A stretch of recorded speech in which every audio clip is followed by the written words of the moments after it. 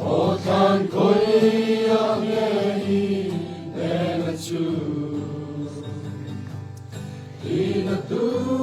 swahil ti thei nani ma se iswa zara nena chu kan chang ta e trôi thei yan trôi thei lâu na sinin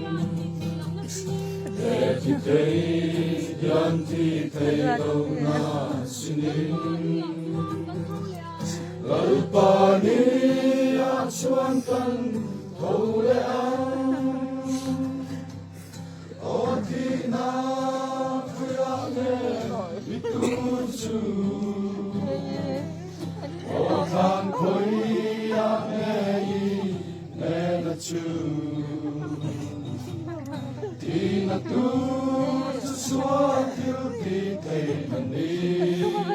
ma se iswa zara ne chu kan sang ta